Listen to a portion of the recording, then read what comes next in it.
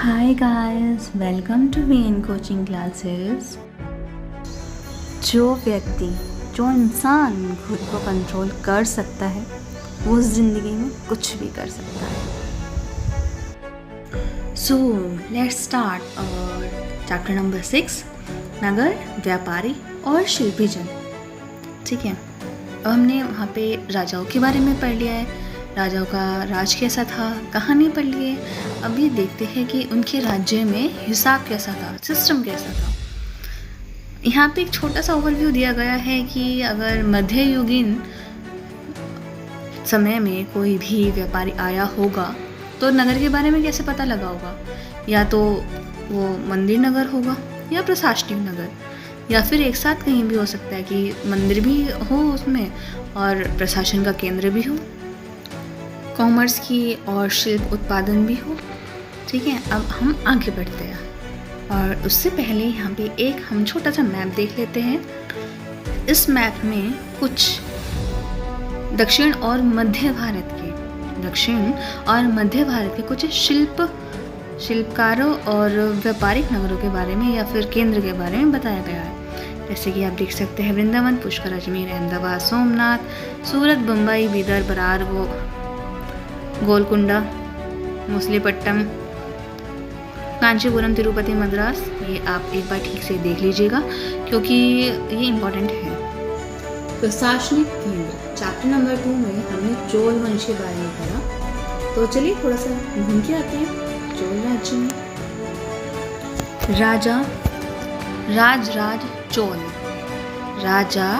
राजराज चोल द्वारा मंदिर, राजराजेश्वर मंदिर की घंटियाँ। राजराजेश्वर मंदिर और राजा राज चोल के बारे में हमने प्रीवियस चैप्टर्स में पढ़ लिया है। यहाँ पे थोड़ा सा बता रखा है कि मंदिर की घंटियाँ सुनाई देगी और ये होगी, इतना इम्पोर्टेंट नहीं है। इम्पोर्टेंट है यहाँ पे वास्तुकार का नाम। वास्तुकार कौन सा? कुंजर मल्लन राजराज पेरुथच्चन। नाम याद करना पड़ेगा, वो छोटा सा नाम है पर करना पड़ेगा। और इस वास्तुकार का नाम हमें पता लगा उस मंदिर पे उत्कीर्ण, जो भी उसने लिखा था उसके उत्कीर्ण शब्दों से, जो भी है उससे हमें मालूम पड़ता है कुंजर मल्लन राजराज पेरुथच्चन की वास्तुकला का, कि उसने ही मंदिर बनाया था। और मंदिर के अंदर एक विशाल शिवलिंग भी स्थापित है।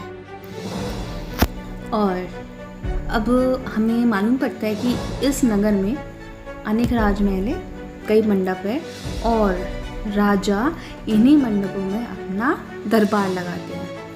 और यहाँ पर सैन्य शिविर भी है। ठीक है, जैसे हमने अभी ऊपर पढ़ा था कि कोई नगर सिर्फ मंदिर का केंद्र भी हो सकता है, कोई प्रशासनिक केंद्र भी हो सकता है और कोई इसका मिक्सअप भी हो सकता है। मंदिर भी हो, प्रशासन भी हो, वाणिज्य भी हो और शिल्प भी हो। और थोड़ा सा यहाँ पर नगर के बारे में भी बताया गया है कि वहाँ पे अनाज, मसाले और कपड़े, आभूषण, इन सब की बिक्री हो रही है। जल कहाँ से मिलता है? कुओं से और तालाबों से। तंजावुर के निकट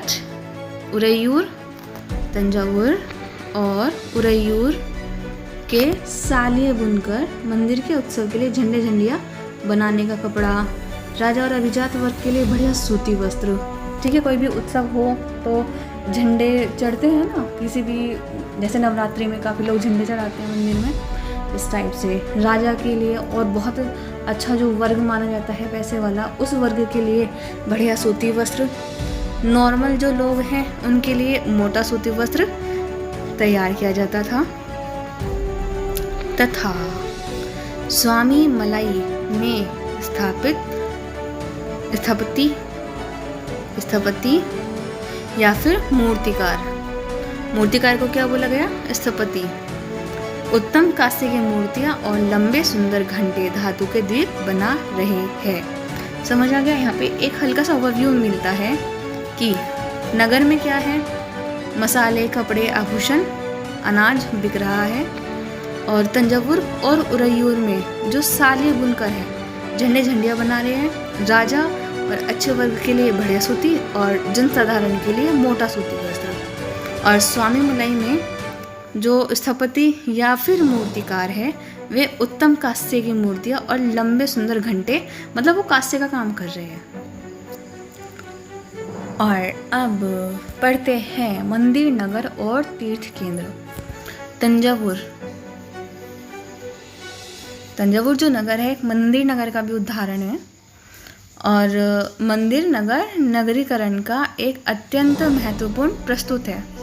मतलब विकास के लिए बहुत इम्पोर्टेंट रोल प्ले करता था मंदिर उस टाइम में, क्योंकि मंदिर अक्सर समाज और अर्थव्यवस्था दोनों के लिए इम्पोर्टेंट होते थे। वो किस लिए? शासक क्या करते थे कि अपनी श्रद्धा शो करने के लिए, प्रदर्शन करने के लिए बड़े बड़े से मंदिर बनवा देते थे। अब बड़े मंदिर बनवाए तो इनकम भी अच्छी होगी, उससे इनकम अच्छी होगी तो जो अनुष्ठान हैं वो भी बड़े बड़े होंगे और जो दर्शन करने के लिए लोग आते होंगे या फिर आते हैं, आज भी ये है, और वो दान दक्षिणा भी दिया करते थे। पुरोहितों और पंडितों को भोजन भी करवाया करते थे। ठीक है, तो ये सब था कि क्यों मंदिर इम्पोर्टेंट थे नगरीकरण के लिए। अब टॉपिक स्टार्ट होता है लुप्त मोम टेक्निक।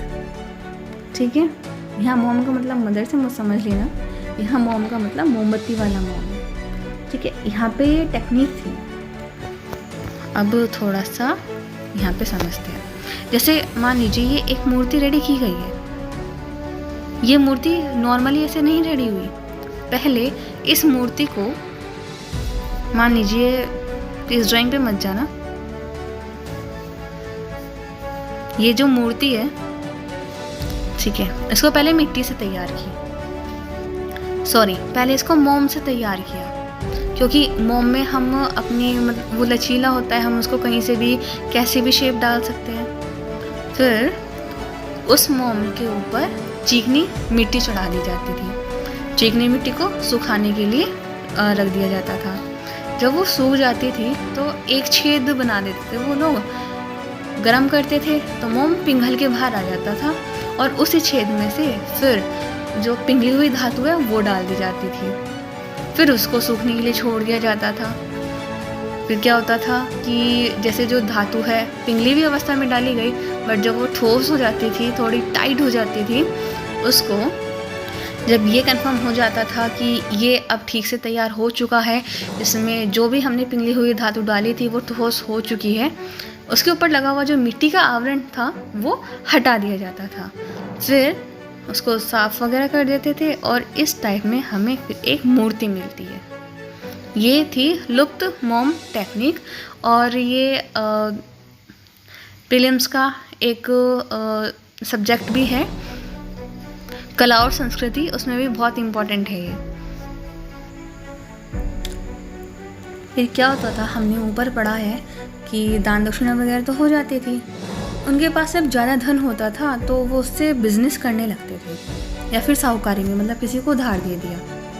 धीरे धीरे क्या हुआ कि पुरोहित, पुजारी, कामगार, व्यापारी आसपास बस गए। ये मंदिर है, इसके आसपास लोगों ने ना अपने घर बना लिए। क्यों? क्योंकि जब मंदिर में लोग काम करेंगे उनकी बेसिक नीड्स भी होंगी, जैसे खाना पीना, सोना, रहना। इस वजह से मंदिर के आसपास लोगों ने घर बनाने शुरू कर दिए, जिससे मंदिर नगर का विकास हुआ। क्योंकि जो ये नगर बसा है, हमने देखा है यहाँ पे इतने सारे घर बनाए गए हैं, वो इस मंदिर की वजह से बनाए थे, इस मंदिर की वजह से बनाए लोगों ने। तो इसी वजह से इसको बोला गया है मंदिर नगर। इसके कुछ एग्जाम्पल्स यहाँ पर दिए गए हैं। मध्य प्रदेश में भिल्ल स्वामी मंदिर, गुजरात में सोमनाथ, सबको मालूम है ही सोमनाथ मंदिर का, और तमिलनाडु में कांचीपुरम, मदुरई, और आंध्र प्रदेश में तिरुपति। तीर्थ स्थल धीरे धीरे नगरों के रूप में विकसित हो गए। जैसे अभी हमने बताया कि मंदिर की वजह से कैसे आसपास लोग बसना शुरू हो गए। अब जहाँ लोग बसेंगे वहाँ नगर अपने आप ही निर्माण हो जाना है। जैसे कि यहाँ पे वृंदावन, सबको मालूम ही है, यूपी में है वृंदावन। तिरुवन्नमलाई तमिलनाडु इम्पोर्टेंट। अजमेर राजस्थान का 12वीं शताब्दी में चौहान राजाओं की राजधानी था। और यही आगे चल के मुगलों का सूबा मुख्यालय बन गया। ठीक है, सूबा सेंटर बन गया।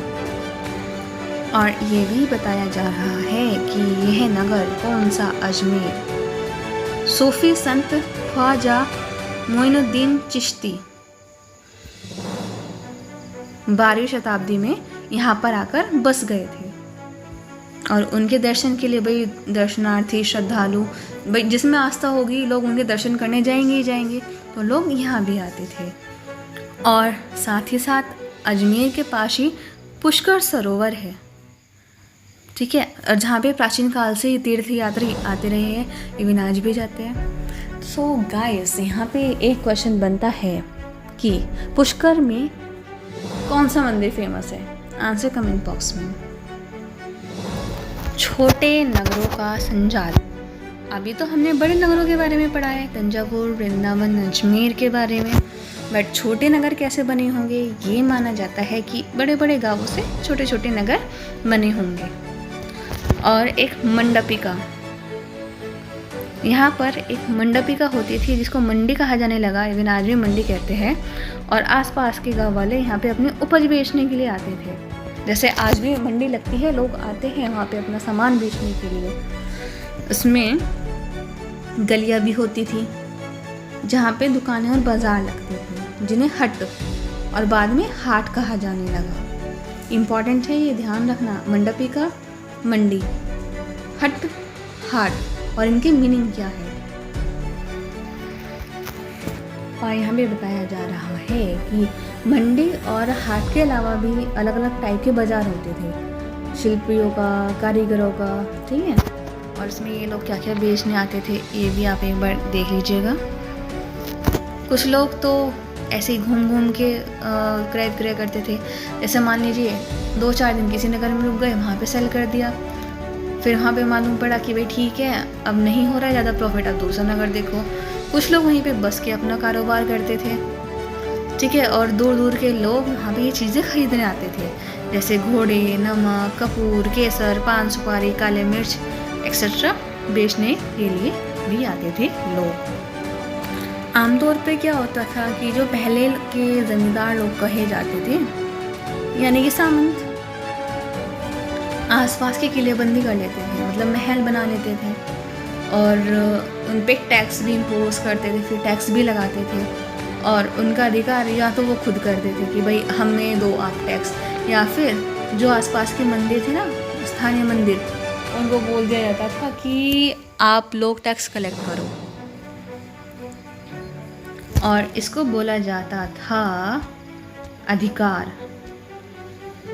और ऐसे जो अधिकार हैं उनका उल्लेख अभिलेखों में किया गया है। इम्पॉर्टेंट।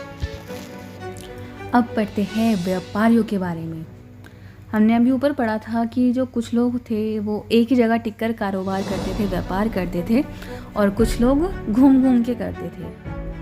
ठीक है, तो यहाँ पे हम पढ़ेंगे बंजारों के बारे में, मतलब जो लोग घूम घूम के व्यापार करते थे। इसमें जो इम्पॉर्टेंटली व्यापार होता था वो घोड़ों का होता था, और जो काफ़ी सारे लोग होते थे वो ग्रुप में ट्रैवल करते थे, क्योंकि उन लोगों को जंगलों से और राज्यों से होके जाना पड़ता था। अब अकेले होंगे तो भाई पकड़े जाएंगे, ग्रुप में होंगे तो चांसेस बहुत कम है पकड़े जाने के। तो इसलिए काफ़ी सारे लोग एक समूह बना लेते थे, और उस समूह का एक मुखिया होता था, और वो मुखिया पूरे समूह की ओर से घोड़े खरीदने के जो इच्छुक लोग या फिर इच्छुक योद्धा होते थे उनसे बातचीत करता था। और वो लोग क्या करते थे कि मिलकर एक व्यापार संघ या फिर गिल्ड बना लेते थे। अकेला होगा तो भाई कोई बात नहीं सुनेगा, समूह में होगा तो राजा भी क्या कोई भी बात सुनेगा। इस वजह से वो लोग अपने हितों की रक्षा के लिए व्यापार संघ या फिर गिल्ड बनाया करते थे। दक्षिण भारत में 8वीं शताब्दी में और परवर्ती काल में ऐसे काफ़ी संघ थे, और इसमें सबसे इम्पोर्टेंट मणिग्रामम और नानादेशी थे। और ये व्यापार संघ प्रायद्वीप के भीतर, प्रायद्वीप मतलब इंडिया, दक्षिण पूर्व एशिया चाइना के साथ दूर दूर भी करते थे व्यापार। इनके अलावा जो इम्पोर्टेंट समुदाय माने जाते थे, चेट्टियार, मारवाड़ी ओसवाल, गुजराती व्यापारियों में हिंदू बनिया और मुस्लिम बोहरा, इम्पोर्टेंट, हिंदू बनिया और मुस्लिम बोहरा दोनों समुदाय शामिल थे। और ऊपर हमने पढ़ा है चेट्टियार और मारवाड़ी ओसवालों के बारे में। और जो ये हिंदू बनिया और मुस्लिम बोहरा थे तो काफ़ी दूर दूर तक भी व्यापार करते थे। लाल सागर, फारस की खाड़ी, पूर्वी अफ्रीका, दक्षिण पूर्व एशिया, चाइना, ठीक है। और इनमें वे कपड़े और मसाले बेचते थे। बदले में अफ्रीका से सोना और हाथी दांत और दक्षिण पूर्व एशिया और चाइना से मसाले, टिन, मिट्टी के नीले बर्तन और चांदी लाते थे। इम्पॉर्टेंट, मोस्ट इम्पॉर्टेंट पॉइंट्स आपको यहाँ से मिलता है। एक हल्का सा ओवरव्यू ले लेते हैं दोबारा से। चेट्टियार, मारवाड़ी इम्पॉर्टेंट। गुजराती व्यापारियों में कौन इम्पॉर्टेंट थे? हिंदू बनिया और मुस्लिम बोहरा, जो कहाँ व्यापार करते थे? लाल सागर, फारस की खाड़ी, पूर्वी अफ्रीका, दक्षिण पूर्व एशिया और चाइना से। कपड़े और मसाले तो वो लोग बेचते थे और अफ्रीका से सोना और हाथी दांत लाते थे और दक्षिण पूर्व एशिया और चाइना से मसाले, टिन, मिट्टी के नीले बर्तन और चांदी लाते थे। और अब यहाँ पर देखना, पश्चिम तट के नगरों में अरबी, फारसी, चीनी, यहूदी और सीरियाई ईसाई बस गए। तो क्या होता था कि जो भारतीय मसाले और कपड़े इतालवी व्यापारी खरीद लेते थे और वहाँ से फिर वो यूरोप में भेजते थे। इससे तो उन्हें काफ़ी प्रॉफिट होता ही था। और यहाँ पे उगाए जाने वाले मसाले कौन कौन से इम्पोर्टेंट? काली मिर्च मोस्ट इम्पोर्टेंट, दालचीनी, जायफल, सोंठ यूरोप के व्यंजनों में, मतलब यूरोप के खाने में बहुत ज़्यादा इम्पॉर्टेंट रोल प्ले करने लगे थे हमारे इंडिया के मसाले। इसी वजह से तो यूरोपियन यहाँ पर आए थे। एक इंटरेस्टिंग सा फैक्ट बताऊँ, 1498 में वास्को डी गामा इंडिया आया था, ठीक है। और ये इसको एडजस्ट कर लेना, ये ऊपर हो गया। और 1498 में ही मीरा बाई का जन्म हुआ था। अब आप देख लीजिए, जिस टाइम में लोग अपनी छोटी सोच से ही नहीं उभर पाए थे, उस टाइम में दूसरे देशों के लोग दुनिया पार करके इंडिया पहुंच आए थे। और यहाँ पे एक ग्लैंस में काबुल भी देख लेते हैं। 16वीं शताब्दी में पॉलिटिकल और कमर्शियल वे में काबुल बहुत ज़्यादा इम्पोर्टेंट बन गया था। राजनीतिक और वाणिज्यिक दृष्टि से बहुत ज़्यादा इम्पोर्टेंट बन गया था। क्यों? क्योंकि काबुल और कंधार है ना, सिल्वर रूट से, मतलब रेशम मार्ग से भी जुड़े होते थे। और इसी के साथ साथ यहाँ घोड़ों का व्यापार भी होता था। बल्कि 17वीं शताब्दी में हीरो के एक जो सौदागर था, इसने ये अनुमान लगाया कि जो काबुल है ना, काबुल में घोड़ों का व्यापार प्रतिवर्ष अप्रॉक्सीमेट 30,000 रुपये का होता था। उस टाइम तो 30,000 रुपये बहुत ज़्यादा वैल्यू होती थी। और काबुल से मेवे, खजूर, गलीचे, रेशमी कपड़े, ताजे फल ऊँटों पे लाद कर लाए जाते थे, ठीक है। और उपमहाद्वीप के, मतलब यहाँ पे इंडिया या आसपास में अन्य भागों में बेचे जाते थे।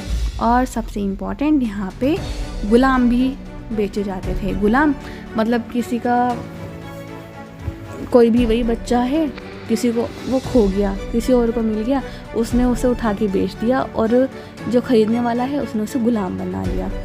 गुलाम क्या होते थे वो हमने 6th क्लास की NCERT में पढ़ा है, ठीक है। कुतुबुद्दीन ऐबक, इल्तुतमिश के बारे में। नगरों में शिल्प, बिदर के शिल्पकार तांबे और चांदी में जड़ाई के लिए इतने ज़्यादा फेमस हो गए कि कि इस शिल्प का नाम ही बीदरी पड़ गया। ठीक है। और पंचाल अर्थात विश्वकर्मा समुदाय, इसमें सुनार, कसेरे, लोहार, राजमिस्त्री इम्पोर्टेंट थे। मंदिरों के लिए इम्पोर्टेंट थे, ये मंदिर बनाते थे।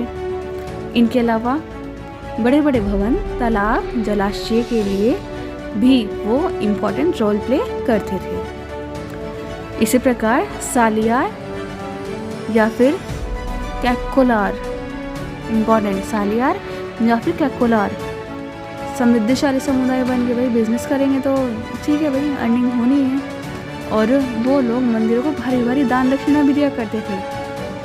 और वस्त्र निर्माण से संबंधित कुछ अन्य कार्य जैसे कपास को साफ करना, काटना, रंगना, ये भी व्यवसाय बन गए थे। ये एक एग्जाम्पल छोटा सा इस आर्ट का। शहरों के बदलते हुए भाग्य, मतलब क्या क्या चेंजेस आए थे। अहमदाबाद गुजरात का कुछ व्यापारिक केंद्रों के रूप में विकसित हो गया, बट तंजावुर जो पहले टाइम में बहुत ज़्यादा इम्पोर्टेंट नगर था, उसकी इम्पोर्टेंस थोड़ी कम हो गई।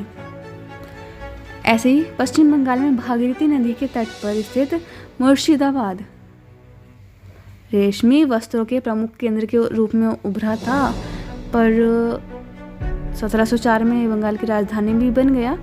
बट इसी शताब्दी में उसकी हालत भी बुरी हो गई, क्योंकि इंग्लैंड की मिलों से कच्चा माल लाके, इंग्लैंड की मिलों से बना हुआ माल लाके यहाँ पर सेल किया जाता था, जैसे कि हम आगे पढ़ेंगे मॉडर्न इंडिया में।